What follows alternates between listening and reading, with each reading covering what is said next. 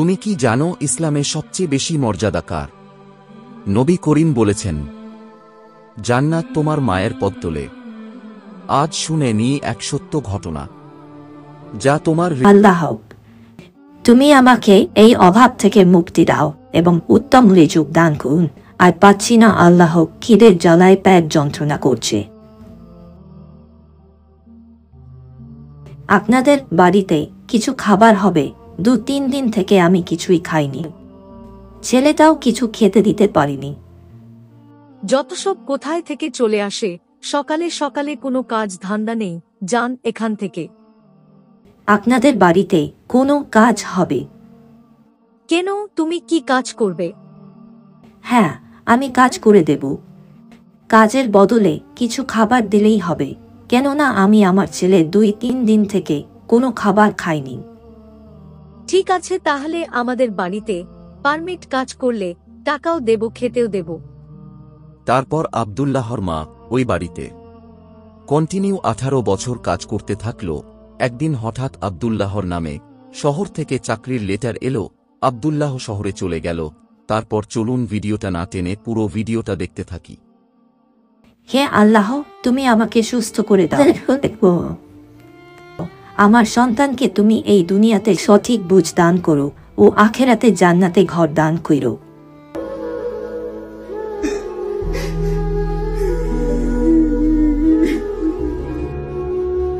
আরে কান্নার আওয়াজ পাচ্ছি যে, কি ব্যাপার? এই বাড়ির ভিতর থেকে আওয়াজ আসছে, যাই দেখি কি হয়েছে। আরে মাসিমা, তুমি কাঁদছো কেন? কি হয়েছে তোমার? আর বলো না, আমি 1 মাস থেকে অসুস্থ হয়ে পড়ে আছি। দেখার মতো কেউ নেই। একটা ছেলে আছে, তাও বাড়িতে নেই, শহরে চাকরি করে ওখানেই থাকে। কেন আপনার ছেলে আপনি অসুস্থ তা জানে না? না, জানানো হয়নি, আমি কিভাবে জানাবো? কেন আপনাকে ফোন করে খোঁজ লাই না? না, ফোন তো নেই আমার কাছে, কিভাবে খোঁজ নেবে আমার? তাহলে আপনার ছেলে আপনি এত অসুস্থ এতদিন ধরে তাও জানে না? ঠিক আছে, তাহলে আমার মোবাইল দিয়ে আপনাকে ফোন ধরে দিচ্ছি।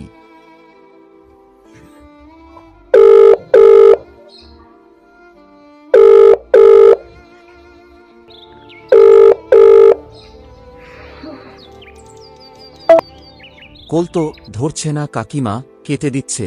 ঠিক আছে, আরেকবার করে দেখি। স্যার, লন্ডন থেকে ফোন এসেছিল।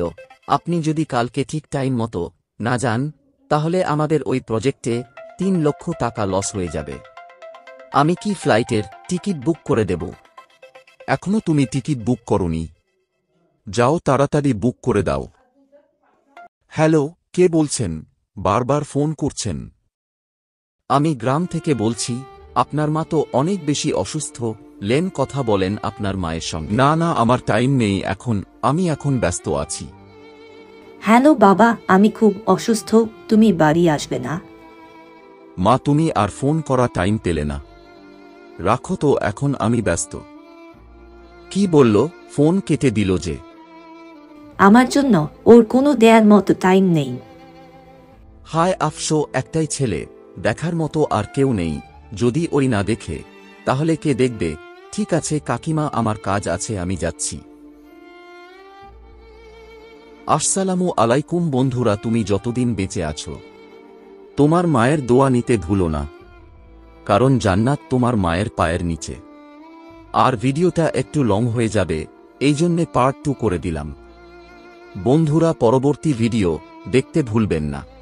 আসসালামু আলাইকুম বন্ধুরা, আমার এই ভিডিও থেকে কিছু শিখে থাকলে বা জানতে পেরে, তাহলে লাইক কমেন্ট ভিডিওটি শেয়ার করতে ভুলবেন না। আর নতুন নতুন হাদিস জানার জন্য আমাদের এই চ্যানেলটিকে সাবস্ক্রাইব করে আমাদের সঙ্গে জুড়ে থাকুন।